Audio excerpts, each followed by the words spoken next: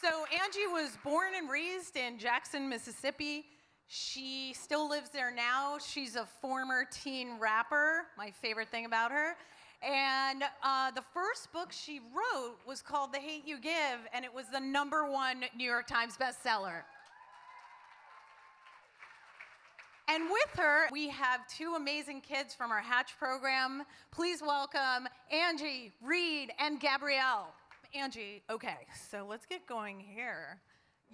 Generally, young adult literature, YA lit, is about zombies, vampires, love stories, and you kind of went the other direction with this, but in a really great way. And the fact that it's #1 on the New York Times bestseller list, it's clearly resonating with this generation. So I'm gonna ask the first question, and I'm gonna kick it over to my smart kids over there.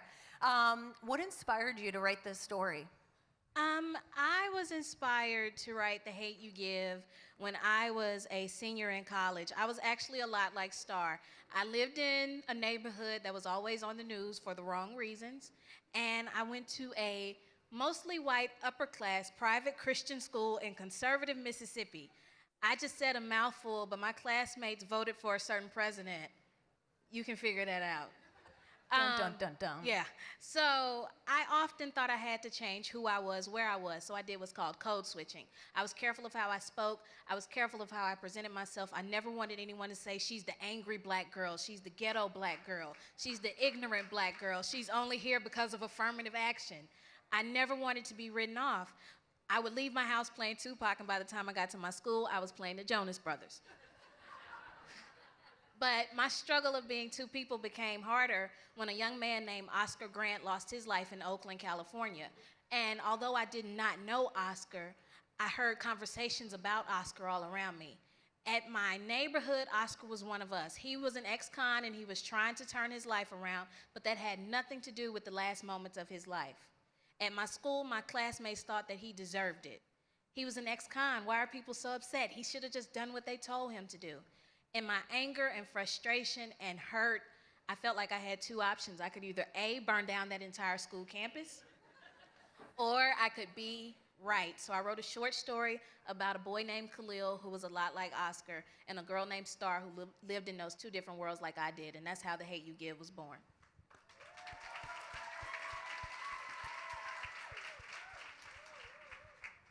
What are some similarities between you and Star, and what are some differences?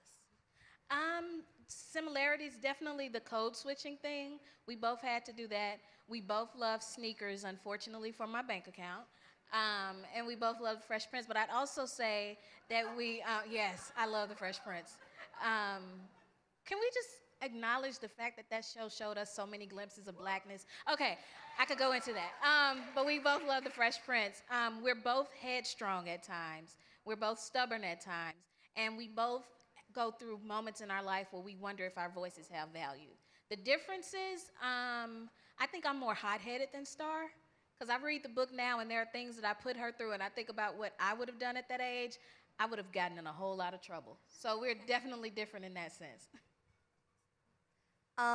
What was it like writing a book where much of it takes place in a high school when you yourself were homeschooled for high school? Yeah, I was homeschooled for high school. Shout out to my mom, she's backstage. You put up with me through high school, like, come on. But you know, here's the thing, and I'm sorry to break this news to you, but like the first year of college is so much like high school in some ways, the way people behave, even mentally, that it was easy to take that and take it from my own life. Plus, I did a lot of research, and I talked to a lot of teenagers to make sure I got things right. Because the fact is, had I even gone to a traditional high school, things were different when I was in high school than they are for you now. We had MySpace. That's not the same as what you guys have to deal with Snapchat, Instagram, and all of this stuff. So I talked to a lot of teenagers to make sure I got it right. Yeah.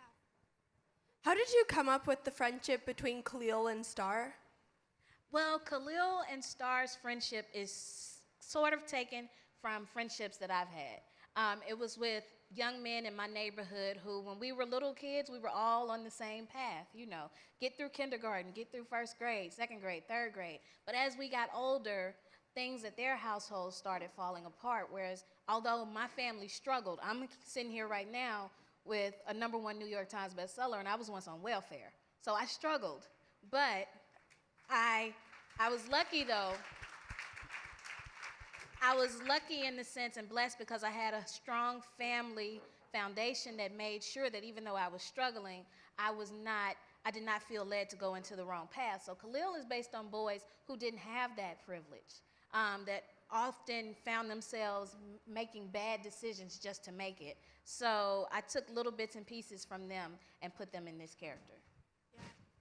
One of the most interesting and upsetting parts of the book is when Khalil dies, everyone was investigating him instead of the police officer who murdered him. Can you talk to us about what made you make Khalil into a drug dealer instead of many other authors who might have played him out to be a perfect person? Well, for me, when I hear so often when these cases happen, victims are often blamed for their own deaths. Everything that they've done in the past is suddenly brought to light as if it's to justify their death. With Khalil, I wanted him to have a messy background because the fact of the matter is, very few of us are perfect. But does the fact that this young man made a bad decision take away from his humanity? Because so often when we see the news media portray these young men as criminals instead of victims, they're trying to take away from their humanity when any of us could have made that same mistake. Any of us could have gone down the wrong path.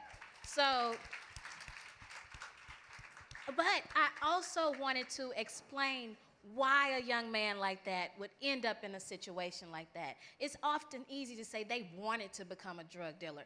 I know plenty of boys who deal drugs, and none of them wanted to do it. It was not something they wanted to do. There was a lack of opportunities. And it goes back to this whole meaning behind thug life that's discussed in the book. The hate that's given to those little infants affects every single person in this room and in our society.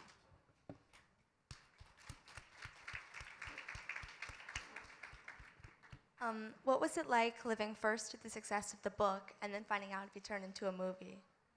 You know, I still remember the day I found out it was #1 on the New York Times list. That was surreal. I'm still amazed. It's still there, and I'm still amazed.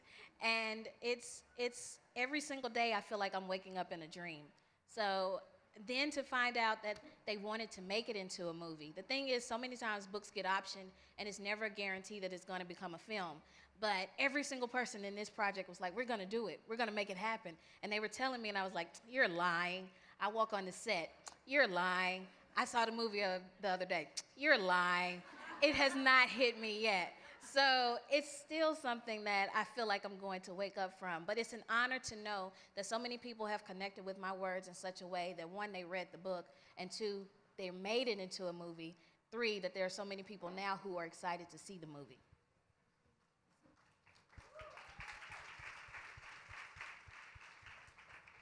What's next for you, and when will the movie officially be released? The movie will officially be released on October 19th, and I am so excited about it. I've had a chance to see it twice, and it made me cry twice. So I warn you to take Kleenex.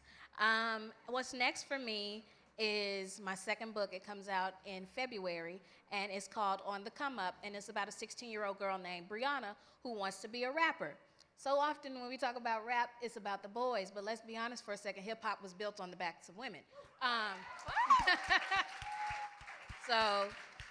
But it's about a young girl who's navigating being a young woman in that space, but she's also dealing with things in her home life. Brianna is often profiled at her school for being a hood rat or a hoodlum, and she's often suspended because the fact of the matter is black girls are suspended at much higher numbers than their white counterparts. And we don't talk about that enough. We don't talk about how the criminalization of black girls begins in schools. So she's often profiled and things like that.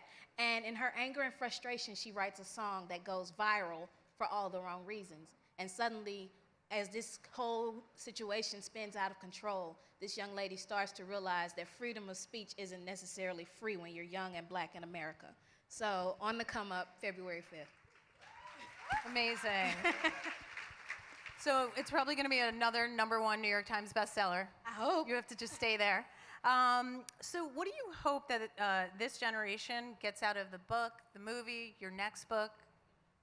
Well, for one, I hope that this generation gets out of the movie and both of the books is that empathy is more powerful than sympathy. I say that a lot. It's easy to look at Tamir Rice and say, I am so sorry for his mother. It's another to look at Tamir Rice as if you are his mother. It's another to mourn for him in that sense. So I want more empathy. And honestly, sometimes I feel like as a black person, I shouldn't have to beg people to look at me as a human being, but that feels like that's the state we're in right now. I shouldn't have to beg for you to give me my humanity, but so often I feel like I do. But I also want young people to take away from my books and from this movie the importance of their voice, the importance of their activism. They have a voice. It is important. I hope you two know you have some of the most powerful voices in the world. Industries pay millions to figure out what appeals to you. You have to use that power and change the world. You can. And so I want young people to know that. I want them to know that power. And I want more adults to give them some respect. As Birdman says, put some respect on their names. Let's respect these young people. Let's respect the way that they seek to change the world. And let's stand beside them as they do it. And I think that's what we have to start doing more so. And we have to listen to them, but really respect them as human beings. So that's what I want my work to do. Thank you so much, Angie, and thank you to Reed and Gabrielle. I respect you, especially after that chair move. You know, we're also excited to see this movie. I cried 3 times during the trailer. I watched it 3 times. So, guys, I hope you all go out, you see the movie, read the book. Angie, we can't wait to see what you do next. And we're gonna do some questions. So, oh, do we have a microphone runner? I can do that. You'll run? Oh, here. Here's my, oh, you got that one. Great. You want to ask questions. You want to get, unless they're for you guys. Okay. I see one right there. I see 2. I see several. Should we split? I'm pretending to run right now. All right. One, I'm just so glad that you're here. When we first read, my mom first told me about the book, we didn't even know it was a young adult literature book, or, you know, but congratulations. And I'm just wondering about the process for you getting published. Did you option the book, or did they find you, like what you did to make that happen? You know, honestly, when I first wrote the book, I was afraid of even trying to get it out there and get it published, because the fact of the matter is, if you say Black Lives Matter to 3 different people, you're going to get 30 different reactions. And then there's the fact, too, that children's literature has a diversity problem. The same year I wrote the book, a study came out showing that there were more books about trucks and animals as the main characters than black kids. That's a problem. So I didn't think it was something that would even find a market. I found my agent on Twitter, my literary agent.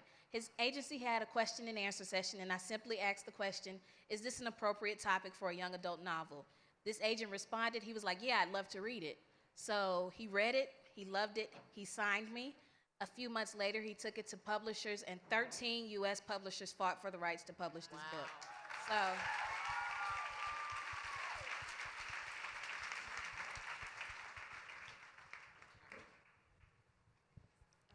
Oh, hi. Hi. First, thank you for your amazing work and telling this story.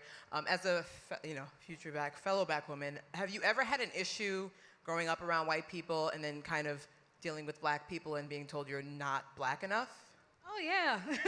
How do you address that, and what do you sort of feel about that? You know, growing up, I struggled with that a lot because there were times when I was told I acted white, and I hate that phrase. I hate the fact that so often the way you speak is how people define your blackness, and I wish we could get our kids away from that. What I had to come to learn, and what I tell so many young people now is, there is no way to define your blackness by anyone else. You define it, and that's what I had to come to accept. Whether I listen to the Jonas Brothers or I listen to Tupac, I'm still a sister. You know what I'm saying? Nothing takes away from that. It may mean I have bad music taste, but that's about it, you know? So I had to come to learn that, and it was a struggle, but I tell young people now, the way you speak does not determine your blackness. You do, at the end of the day. We got one over here. Awesome. We got 2 more, you guys. And I'm sorry we're all just having to lean in. Come on, come on. She's gonna have a baby like any minute. So. Angie, I just heard about the book and the movie when I watched the trailer, and I'm so inspired by it. I want to go out and buy like 1,000 copies. Thank you. I do have a question What would you say to young people and people who are not as young, like I'm 33, who want to be a voice for Black Lives Matter or any other movement, but may have some restraint or fear about speaking out? That fear is real. I understand it. You know, I still struggle with it. But what I say is start small and start around you. Realize that your voice matters, and sometimes all it takes is correcting people around you to get your voice going. Once you get the confidence to do that, you'll find yourself speaking up and speaking out even louder. I promise you. One more. This is amazing. It could go on all day, but she ran across. That is dedication. Hi, my name's Jerry. It's such an honor to be able to even just ask you a question. I think that the movie looks amazing, and I'm really excited. And I actually am not from here. I'm from Wichita, Kansas. And I went to a private Christian school, just like you. And even when I went home, though, I didn't really have other Black people who are really immersed with African American culture so that I could understand it. My mom actually moved to the States from Kenya when she was 20, so I understand more of African culture, not really African American culture. And me and all my sisters, you know, we would work so hard in school and just do our best to, you know, be nice and polite, not cause any troubles. Like, everyone around us was just white, and we just, it was just white. And, we just didn't want to cause any trouble, and just, would always nod and smile, even when we could tell that something was wrong. And I never really understood when some of my white friends would say something that was racist, or sometimes homophobic, or any of these things. But I could tell that there was something wrong, even though I didn't fully understand it. And now that I'm older, now that I'm here, I'm doing a lot more, you know. I have an internship with an amazing company, My Social Canvas, that works with women and helps support women. And I've just become more loud about how I feel. And I worked harder to be more open and work on my public speaking so that I can speak out. But I still have trouble truly understanding African American culture, really understanding the struggle, even though I know it's there. And I still struggle, you know, smiling and nodding even when I hear something is wrong. So what would your advice be to me to sort of stop having to switch, you know, and be polite and nice all the time? And I don't want to be mean or anger anyone. I get scared of being too angry or hurting anybody's feelings, but I don't want my friends to continue saying things when I know that they're not accurate. Well, here's what I do. Here's something my mom taught me. She says, you pull from your ancestors. And when she told me that, I was like, what do you mean? She says, no woman, especially Black woman, no Black woman who's changed history has done so in a nice way. They always got in trouble when they did it, you know? And I had to think about that. She was like, Rosa Parks got arrested, baby. Remember that. She said, remember that. What she did, she got arrested for it. She was not nice. She says, you have to know your value enough to know that I don't have to be nice. I don't have to take this. I'm worth speaking up for. And if I'm uncomfortable when I hear it, that person can be uncomfortable when I confront them about saying it. That's all you got to remember.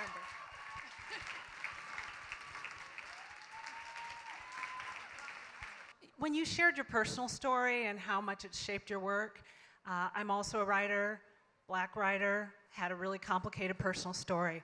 I never write about it because I don't want to be the stereotype in my writing.